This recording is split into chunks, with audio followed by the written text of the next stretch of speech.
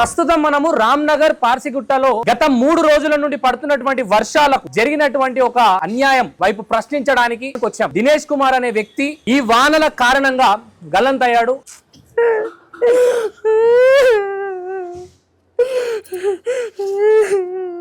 బాగా చూసుకున్నాడు వాడు, చాలా బాగా చూసుకుని నేను ఎంత ఓట్లాడినా నా దగ్గరకు వస్తుండే, నైట్ అయిన వస్తుండే నా దగ్గరికి.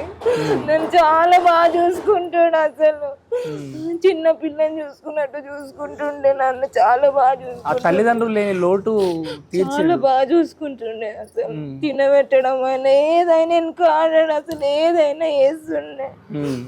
అక్కడ ఉన్నటువంటి దినేష్ కుమార్ తన స్నేహితుడింట్లో నీళ్లు రావడం వల్ల సహాయం చేయడానికి వెళ్లి తన బండితో పాటు అక్కడ ఏదైతే నాల పక్కన ఉన్నటువంటి గోడ కూలిపోవడం, ఆ నీరు ప్రవహించడం వల్ల ఆ నాల కూలిపోవడం, తన బండి వెళ్ళిపోవడం, తర్వాత అదే నీటి ప్రవాహంలో తను కూడా కొట్టుకుపోవడం జరిగింది. మీకు ఎలా ధైర్యాన్ని చెప్పాలో కూడా అర్థమైతలేదు. ఇప్పటి వరకు ఇంకా బాడీ కూడా దొరకలేదు. ద్విచక్ర వాహనం అయితే ఆ డ్రైనేజ్ లో ఉన్నట్టుగా అనిపిస్తా ఉంది.